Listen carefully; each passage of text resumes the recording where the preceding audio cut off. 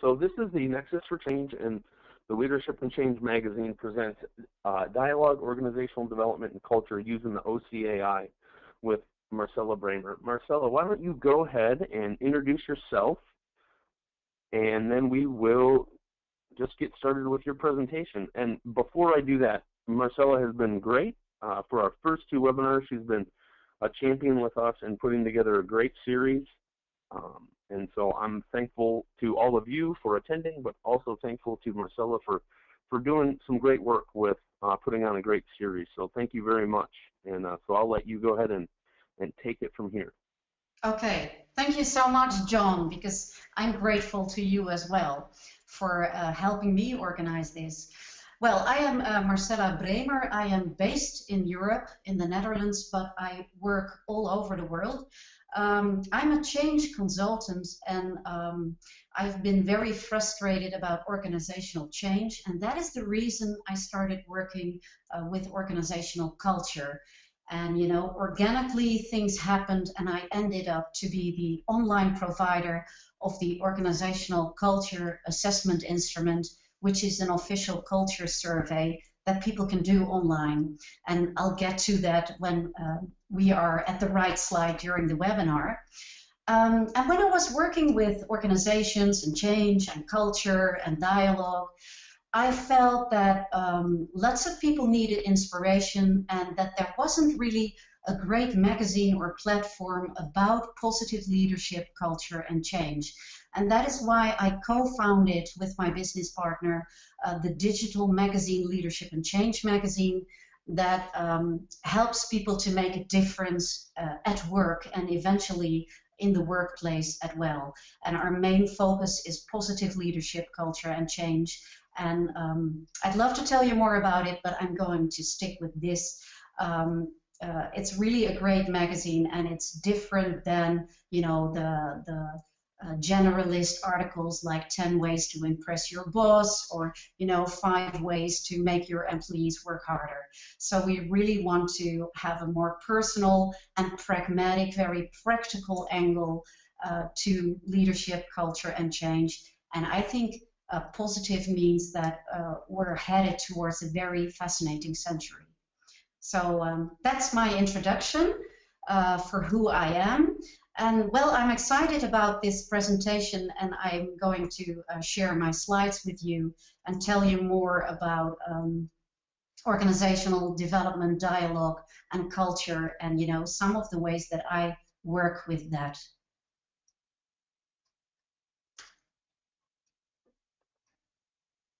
Yep, and I'm handing the slides off to you, Marcella, and so as soon as you're ready, go ahead. And for those of you out there, what intrigued you about today's session, or what questions do you bring today? Some of you might have thought about that beforehand, and if you had, go ahead and enter that into the chat room, and then Marcella, whenever you're ready. Yeah, okay. Let's get started then, because, you know, time flies, as always. So I'm really happy that you're here and that you made the time and attention for the session about dialogue, organization development, using the organizational culture assessment instrument. And today's session has 3 parts. So I'd first like to take a brief look at why dialogue and development and culture matter at all, and why I work with it. Then the second part might be a little bit longer than the first part. That is the what of the archetypes, because the OCAI has 4 archetypes of culture, and it's really interesting and recognizable to see which they are, and what works best and what doesn't. And then the third part is the how. And you know, it's interesting to know the archetypes of culture, but, you know, once knowing that, how can you initiate dialogue, practice dialogue in organizations, and do development and work on the culture? And the way I do that is in change circles. So let's go to the first part. And please remember, if you have questions or things are too slow or too fast, please let John know in the chat room so he can warn me, because I cannot see the chat room from here. So here we go. Why dialogue and organization development? I mean, why does that matter at all? The short answer is really that the context or the playing field of organizations is changing rapidly. So we're in a complex global system, and that can even be a very volatile context. So from the outside in, organizations are forced or influenced to change their ways of doing. But also from the inside, there are several influences that cause organizations to become more complex systems as they are, and that initiates change as well. And as complex systems interacting with a very complex global market and environment, organizations really need everyone's information and energy to filter what is going on, what is important, and in what direction they should be headed. So information and energy and the free flow of information and energy becomes more important. And the thing is that culture is the container of information and energy and very much determines how well they flow. And dialogue and organization development give space to that flow that organizations need to survive and maybe even thrive in this 21st century. I'll show you these slides with some of the influences, and of course they are well known to everyone, but in order to be complete, I love to put them on slides. So we have this technology-driven interconnectedness that really turns the whole world into a global village, more or less. And that means through those connections, we get a very complex whole system, like a global market. And nobody is in charge of this market, nobody controls it, but all of us interacting with it and all those organizations in this huge playing field, this global market, influence one another. And then you have a complex system where things can happen that people did not expect, they didn't plan for it, they didn't intend it, but you have emergent qualities. And now that the pace of change is going up and there are so many connections influencing each other, the system becomes even more unpredictable. So we can see non-linear change where a small thing can have huge consequences that nobody thought of and predicted. And we can have volatile, disruptive changes happening. And organizations are working in this global field, and they really need to become more agile. They need innovation, and they need to be change responsive. And of course, those are terrible buzzwords, but it is so true for the majority of our organizations that they need to upgrade. So it seems that we really came to the end of an era, and the majority of organizations is ready for their next phase in development, and they have to, because of these outside influences that nobody could have thought of before, the effects of Twitter and Facebook and online business. Who could have thought this 10 or 20 years ago? So here we are in a very exciting era, I think. But then also, organizations are changing from the inside out. So it's not that they are the victims of technology and everything happening out there. On the contrary, they themselves have been evolving, and in our developed economies in Europe and the USA and Australia, etc., we have evolved from the industrial organization and manufacturing goods to more complicated products that need a lot of explanation and customer services. But also we have service economies, so we provide a lot of services, and in those services we create the value one-on-one with our customers. So that means that the focus of our organizations has changed to what we do or what we produce, to how we do it, and who we are at work. Because when I am providing a service and I'm really having a bad day, that will affect the added value in the interaction with my customers. So it is becoming more important how you do things and who you are when you are working in this environment. And it means that the organization needs a lot of consulting each other and needs to talk about how do we do things here, who are you, who am I, and how do we provide our services. And in order to do this, we need highly educated professionals, and those highly educated professionals tend to be very critical and autonomous.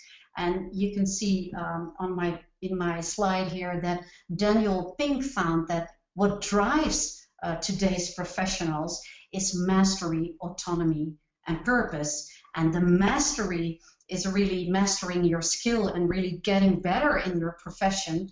Your autonomy is that you really love to do things your own way and be trusted that you know how to do things as a professional and not being told or what to do or being micromanaged as it is. And the purpose has to do a lot with Generation Y as well, because they are entering our organizations right now, and they have been raised in relative wealth, which means that they are less scared of scarcity, and they have more maybe trust and faith in the future, and they really want to contribute something to the world, something that is larger than their own needs and paying the bills. So they want meaningful work. And those influences together are creating more complex organizations and are stirring and initiating the change from within. And that is why everything seems so flurry and on the move these days in organizations. And yes, we need information and energy, and that is more important than it used to be. When you take a look at the left-hand side of this slide, you see the traditional organizational chart. There is one CEO who's at the top of the organization. He has the best view. He can see change coming from over there slowly. He can prepare for this, and he does top-down planning and control. So he has a vision.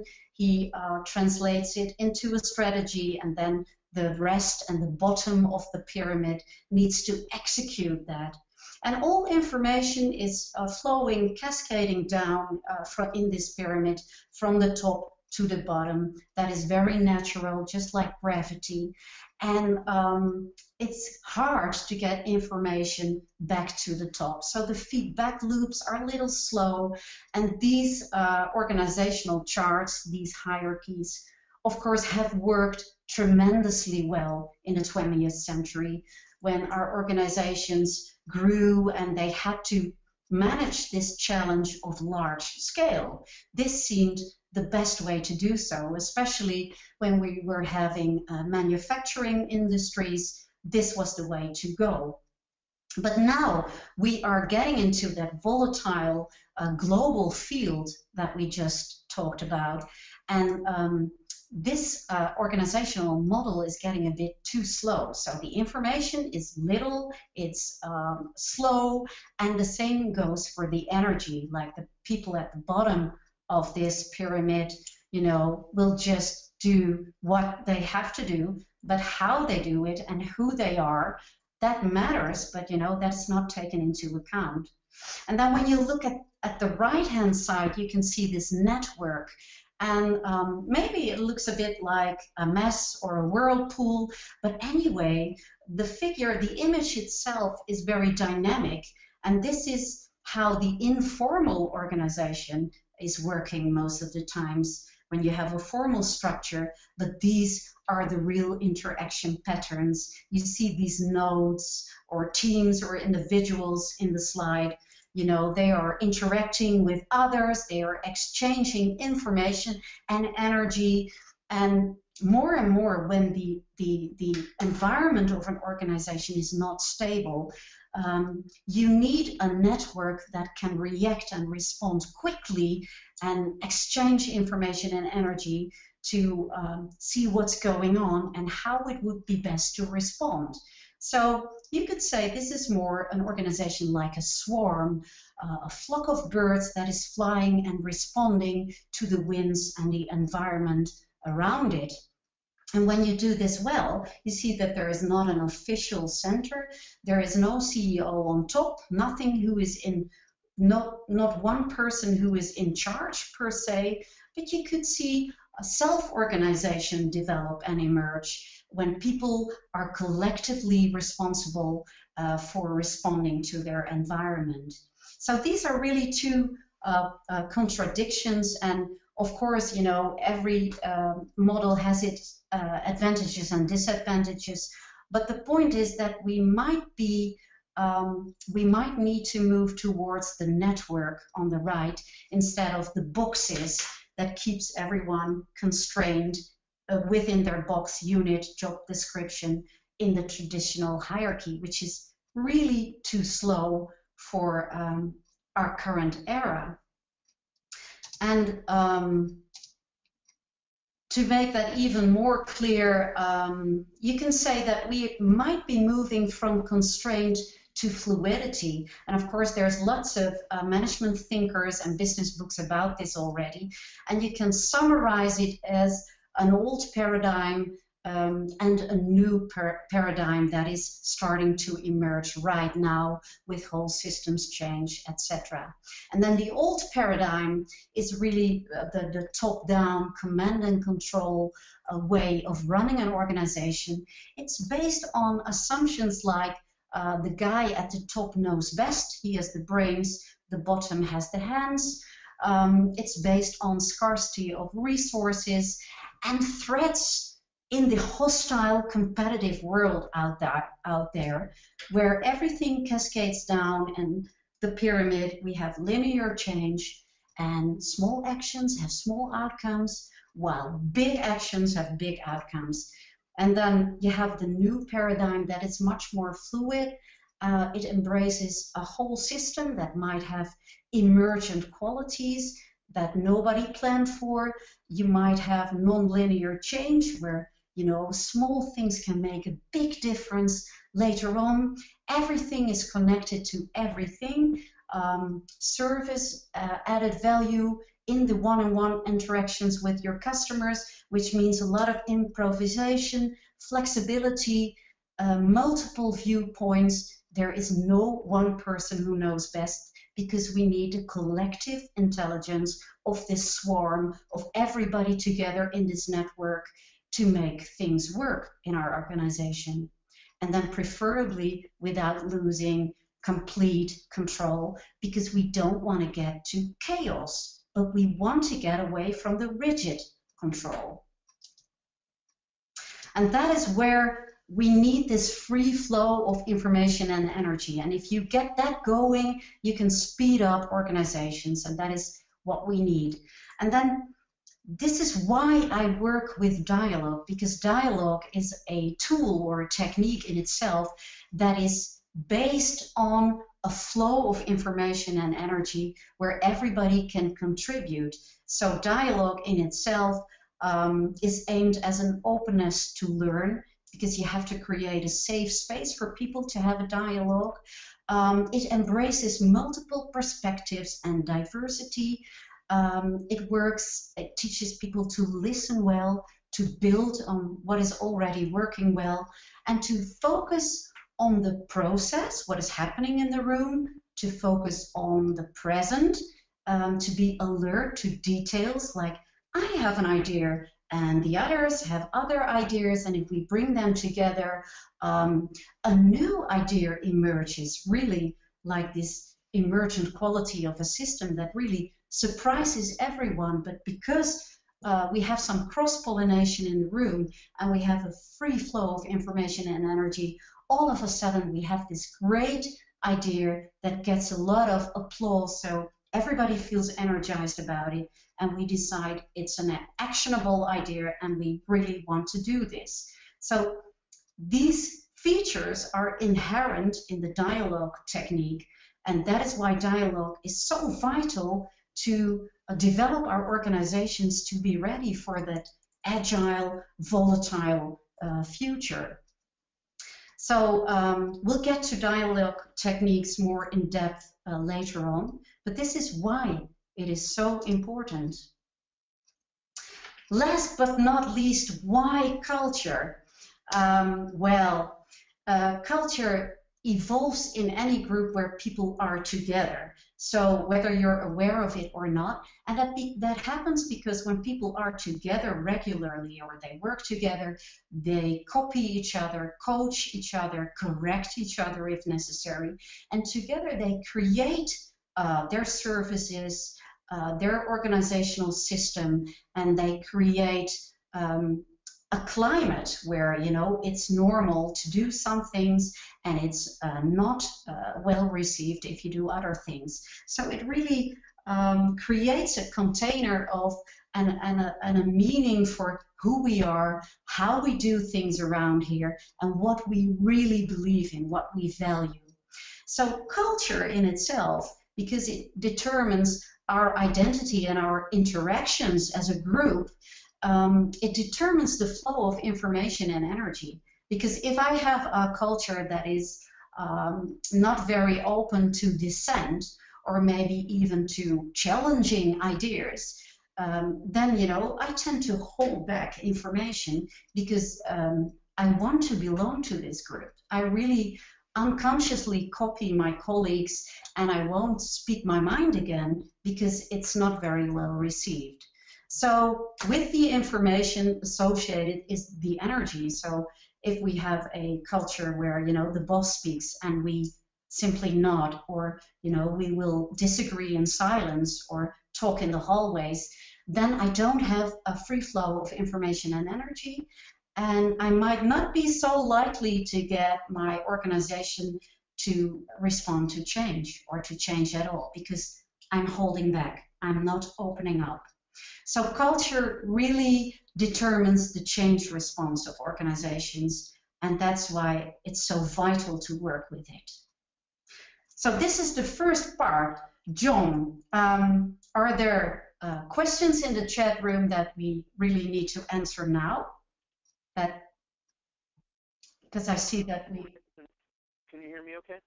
Yeah, I can hear you now. Yeah, there are a couple reactions in terms of the intro. Alexa says she's not sure about the term mastery, but she definitely agrees with the concept. They're seeing that very much in South Africa. Talent development is one of the biggest challenges in the OD and change space at the moment. Yeah. Margie says that autonomy is tough in some organizations because trust is missing. Yeah. Peter says that organizations are not designed for this to thrive, meaning the mastery autonomy discussion. And then they really have gone into a lot of how to include trust in the design of the change effort, or how to incorporate that trust into helping organizations go through that development.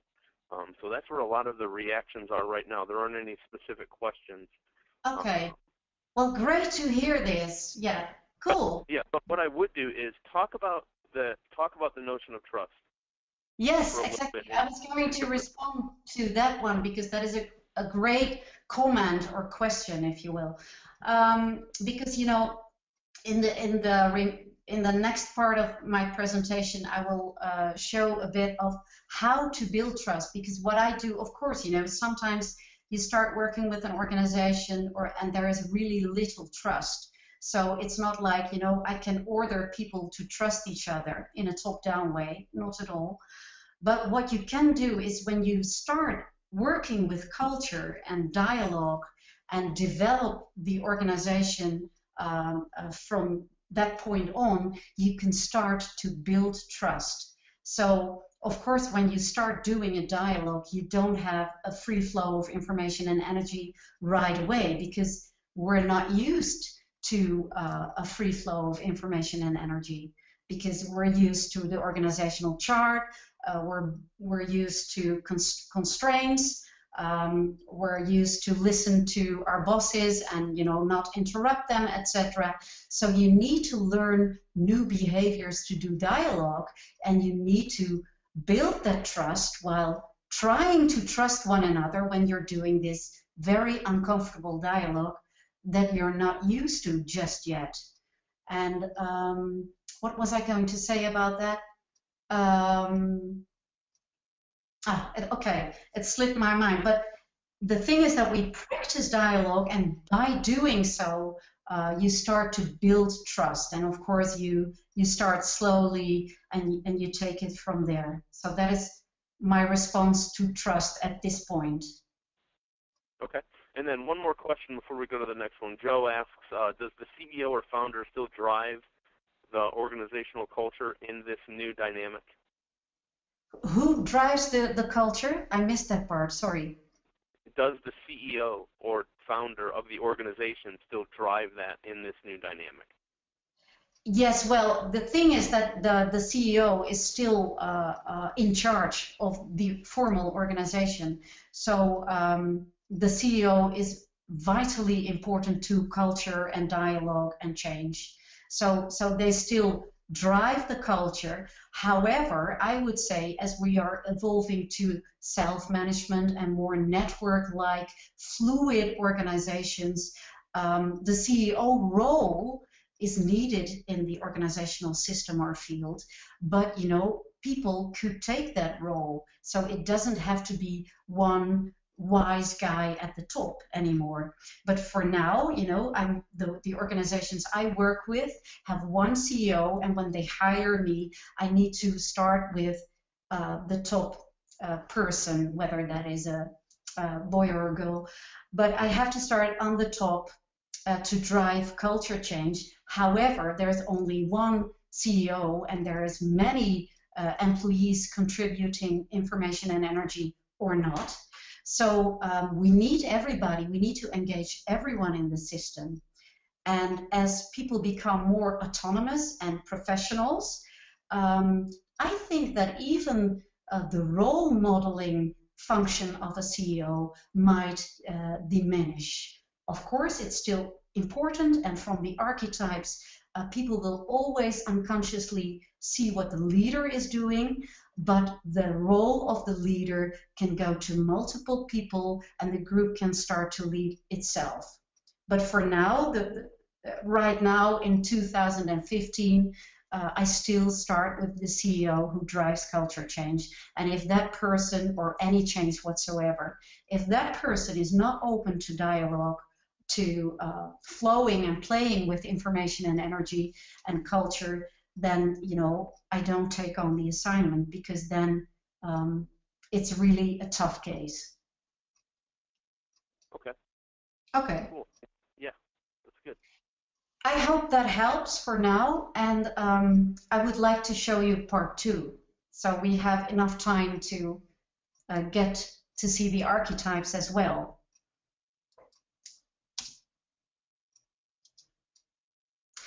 Okay, culture. Well, as I said in my introduction, I started working with culture because I was frustrated and annoyed. So we agreed to change. Why are people not changing?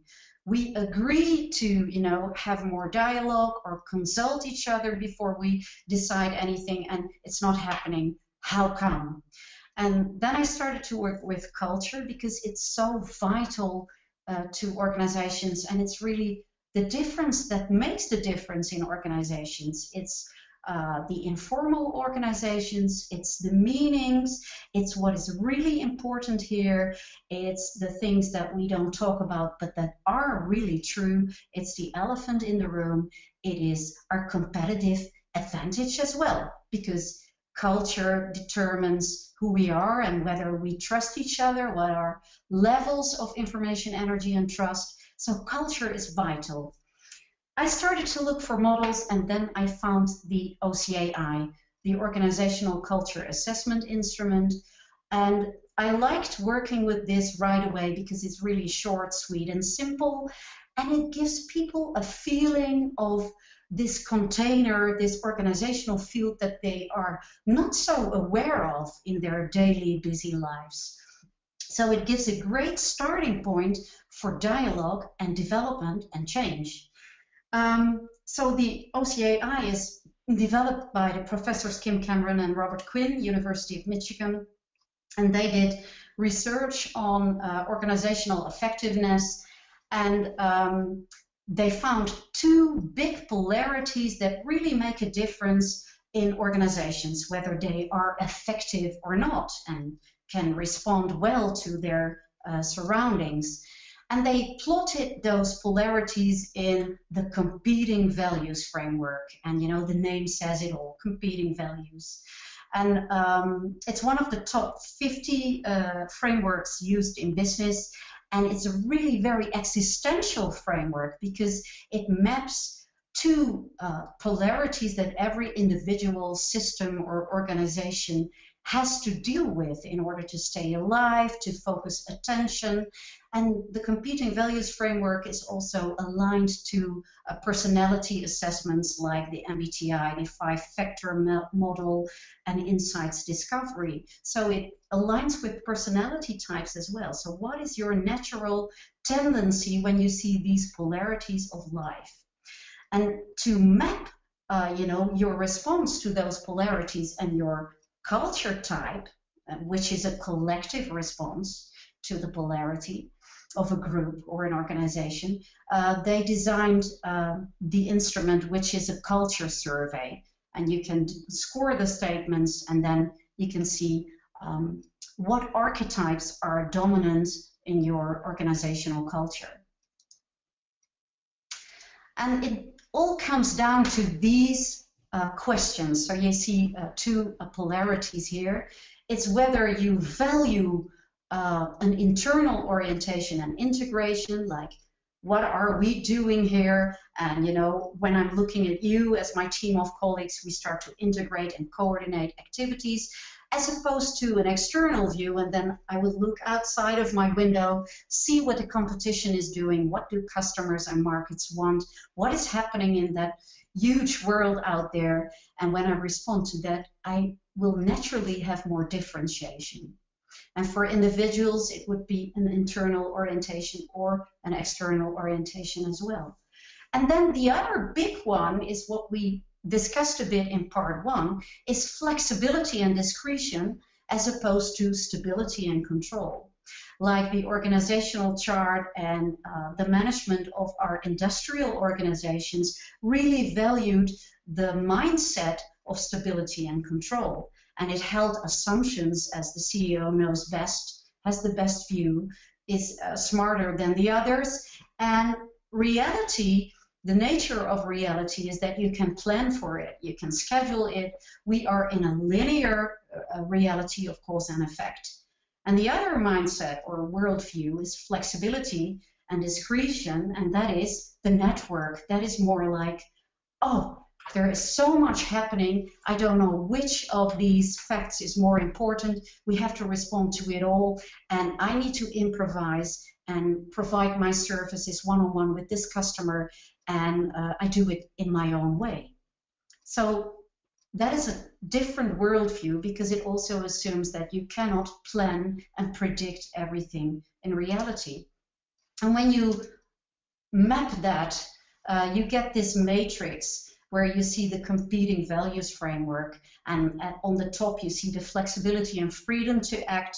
The bottom is the stability and control mindset, and that is the existential feeling of everything is changing and I like that, and ooh, I want to stay the same, and some things need to be in control and I need some order.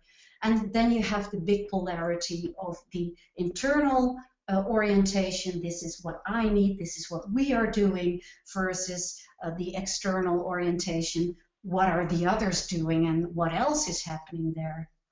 If you map that, you can see 4 archetypes, and I've given them colors to make it easy to discern them. You have, when you value the flexibility and you have an external focus, you have an adhocracy culture. If you still value flexibility, but you're more focused on your team, then you have clan culture. The hierarchy culture also has internal orientation, but values stability more. And then the market culture is looking outside at what the market wants, but values stability and information and control. So you have these 4 archetypes that differ on those polarities or dimensions. And when you give them a verb, you can say the adhocracy culture likes to create. So that is the archetype of culture that is very innovative. They love change, transformation, experimenting, trying new things. It's really very dynamic, entrepreneurial archetype. And you know, in people, this would be an entrepreneur, somebody who does things and maybe jumps to conclusions, jumps in and simply experiments and tries if things work in reality. Then the clan culture is focused on people. So it's a people-oriented culture type where you collaborate with people. So it's a very friendly culture, the archetype. They like to participate, work together with co-workers, consult everyone, and do things together, where adhocracy culture would like to do things first and be really cool about that. The people are oriented, the teams are oriented towards themselves, so they have an internal orientation. Hierarchy culture has the same internal orientation, like we'd like to coordinate our activities. You're doing this, we are doing that, but they value stability more. And their key verb is to control. So this is a process-oriented culture, so they love processes, procedures, a clear structure, and they love efficiency. So don't mistake hierarchy for bureaucracy. It's really a process-oriented culture that loves control. And then last but not least, we have the results-oriented market culture. And their favorite verb is to compete. So they compete for more resources, for targets, for turnover, for profits. They like to have the numbers game. They watch their dashboards. They love stability and control, and they are very results oriented. So they like to do things fast. They want to get things done. And hierarchy culture, they like to do things the right way, and that don't have to be the right things, of course. So that gives you an idea of these archetypes, hopefully, and how different they are. And maybe you can see in what kind of organization am I working right now, or with, you know, my client that I'm consulting with, what would be their dominant archetype? Because it makes the space, and it holds the space for information, energy, and change. We don't have time to go through all the details, but you can see on this slide the keywords and key characteristics for adhocracy culture. So it's dynamic, entrepreneurial, they love surprises, new standards, innovation, and they really value agility and change.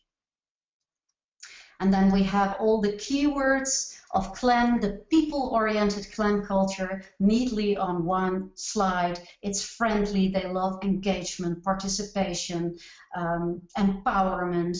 And you can see this culture type more in healthcare or educational organizations. Hierarchy culture, so that's a process-oriented culture that really loves efficiency, coordination, control, and doing things better and doing things the right way. And they like error detection and process control and improvements. And then you have the results-oriented market culture, who really like to get things done no matter what. And they really value their market share, their goal achievement, competing, challenging one another. And you can see this in industrial organizations, consultancy firms, and so on. And then when you look at the competing values framework with those existential polarities and organization development, there's also the organizations can go through some phases as they mature. And I'd like to show that to you. You know, you can start out as an organizational system. You start with an idea, like two guys in a classic garage.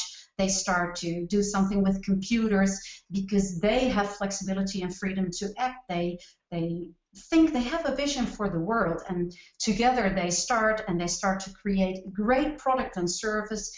And it seems, you know, that the people are interested, so there is a market for it. And then if they really are successful, they will grow and they will have more colleagues, and they probably will stay flexible because they really like that, but they might evolve towards a people-oriented clan culture, because now they have so many colleagues that they really need to coordinate and see who does what. So they move towards an internal focus. They cannot look outside to the market all the time because they have to coordinate their organization. And then if they stay successful doing so, they grow and grow and grow. And if they really get larger, they face the challenge of scale. How do you manage a large organization? And they might go through this painful transition, and they develop the archetype of hierarchy culture.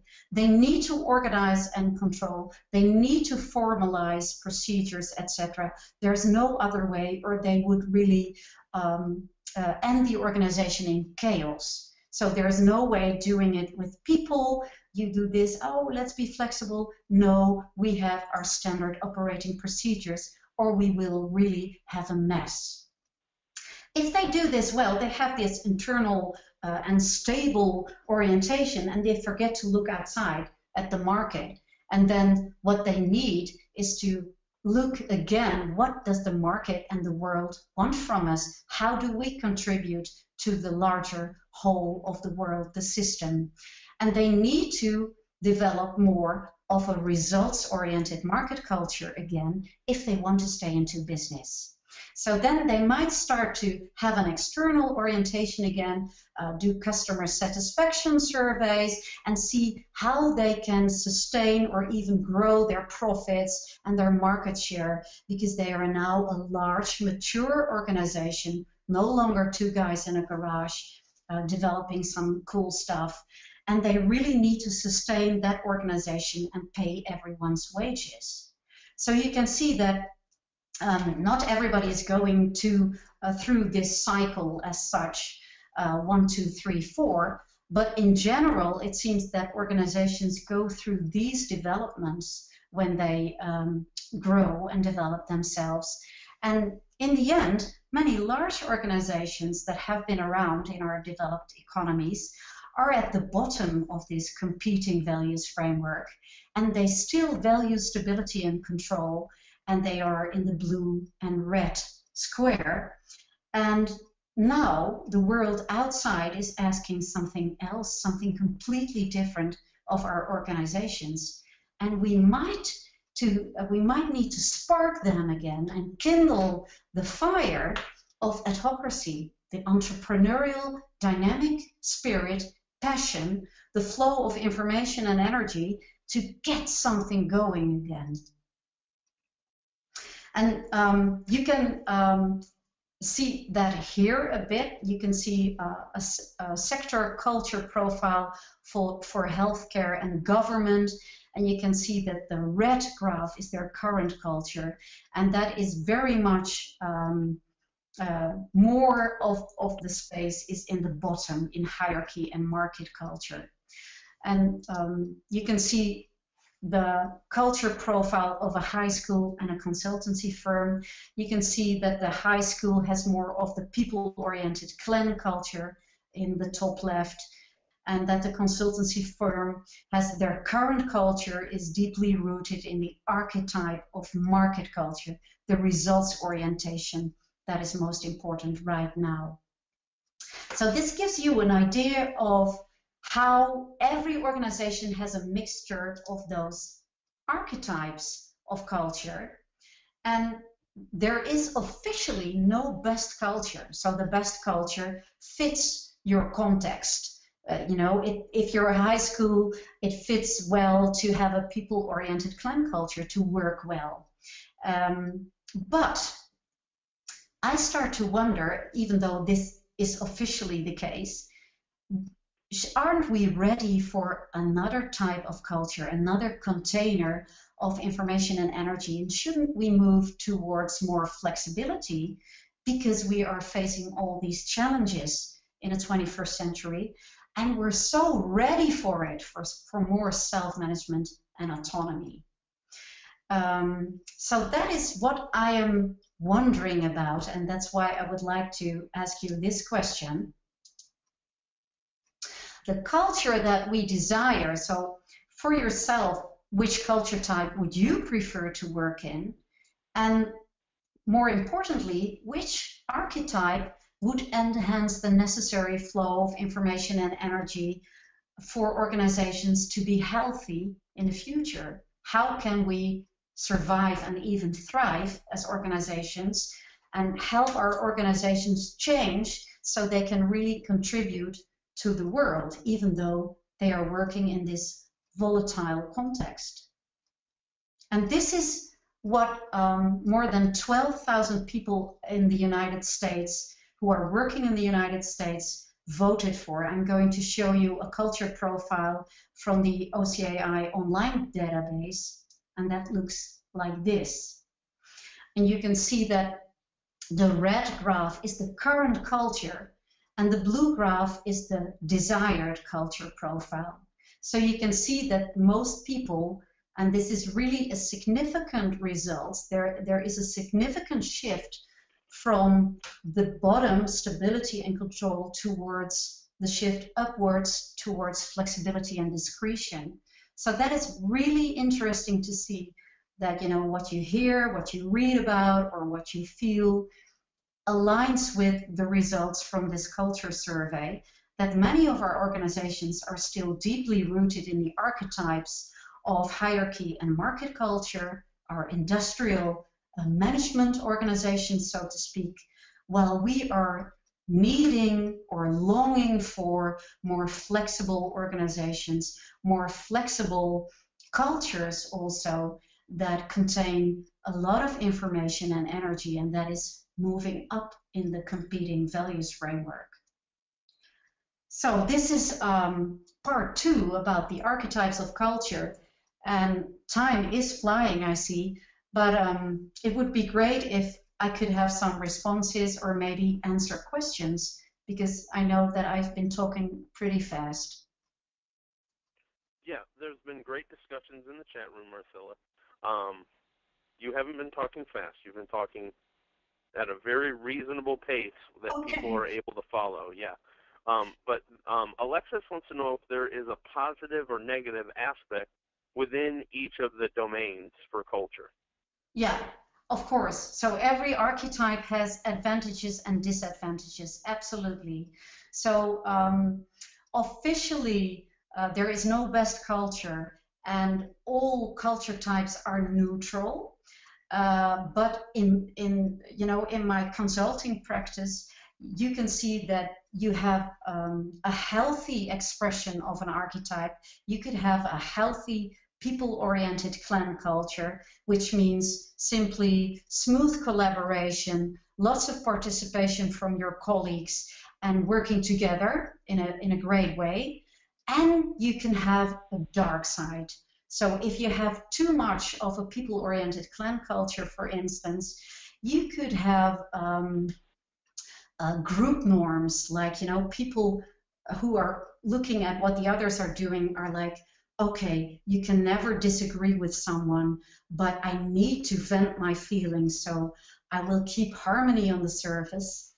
Yes, oh, I love how we collaborate.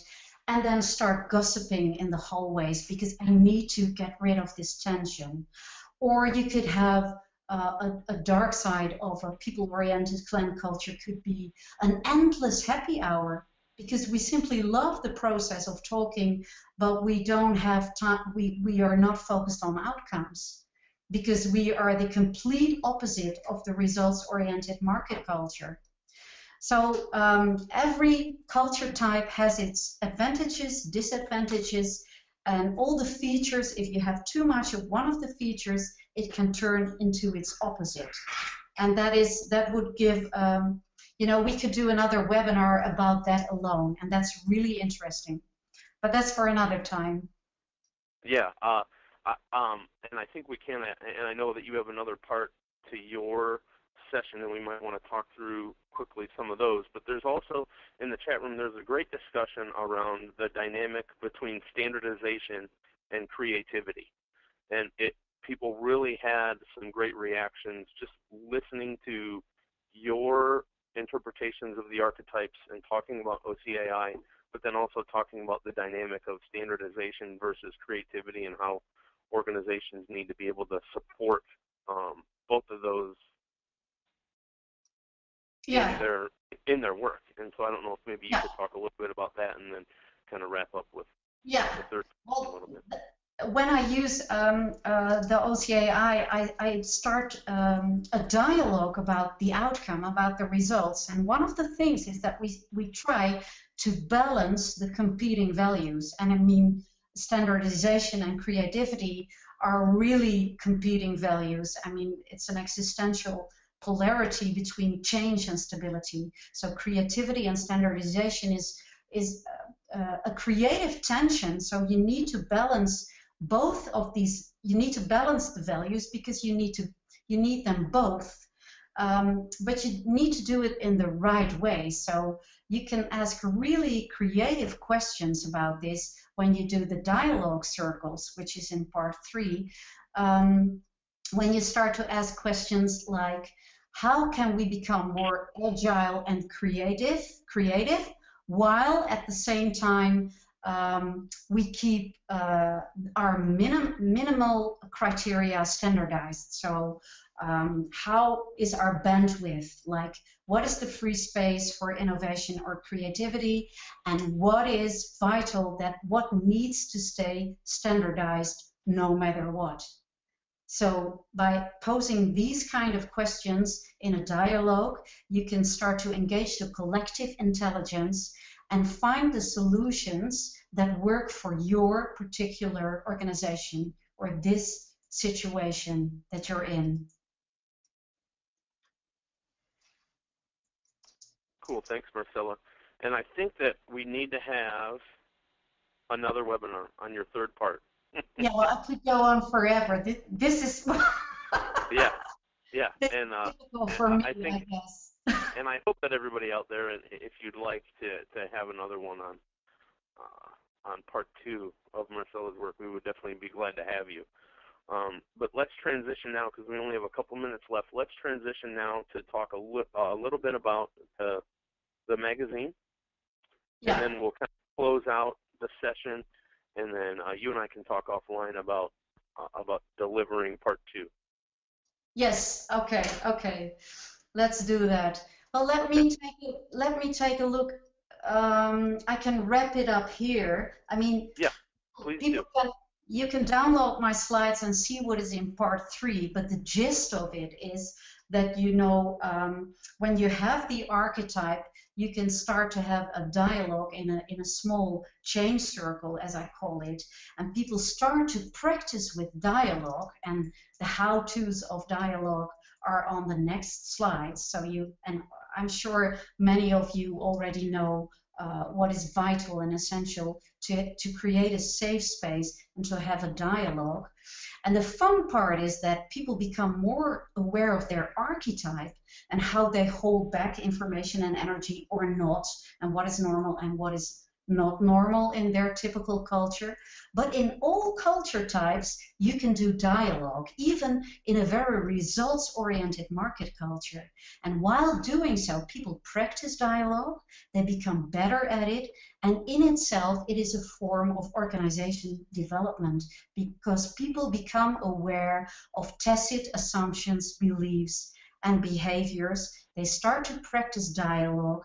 They start to find solutions to change, to become more change responsive, to tackle their challenges that they're facing as an organization. And while doing so, they keep learning in small circles. So, and all the main part of the circle is the dialogue technique. So you start talking about your culture, you start understanding your archetype, then you start developing some changes in your archetype because you see that you need to speed up and become more creative instead of standardize and slow down. And then you can keep doing the change circles while you might label them as learning circles, and you keep them as a permanent vehicle for organization development and change. So in a nutshell, that is how you can do the change or dialogue circles. And you start with culture because it makes something visible that is not so visible in the room, yet is very vital when you want to change your organization and you want to build trust, as someone was asking about. So let's wrap it up here then. And sorry that I put too many slides in, but I hope you have the overview and at least you enjoyed this first part. Thanks, Marcella. That was great. I'm going to show a slide now about the magazine, and then we'll definitely talk about part two, getting more in depth with change circles. Some people are already asking for possible case studies and other discussions around that. So let me go ahead. Yep. So.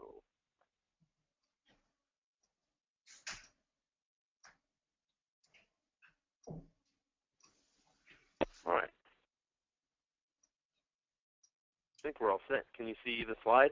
Yeah, I can see the slide here.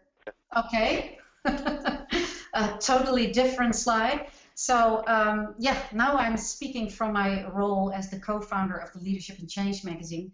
I would like to give you a discount if you subscribe to the magazine, because my purpose is to spread positive leadership, culture, and change. And, you know, I think that organizations should have more dialogue and respect and become more open to learn from others. So that's, of course, why I'm in this line of work and, you know, working with culture and dialogue. And the magazine is in the same line of thinking. So I would really want to spread it further and to inspire everyone to do more of this and to really upgrade our organizations to the 21st century and develop the world while doing so. So I'd love for you to subscribe to the magazine. You can go to the members area. You can download the digital magazine. You can watch the webinar recordings. We have lots of white papers that you can download and extra articles. You can meet others. You can have a discussion about white papers. And you can subscribe to everything, and the lifetime subscription is all the issues and things we've done so far and in the future.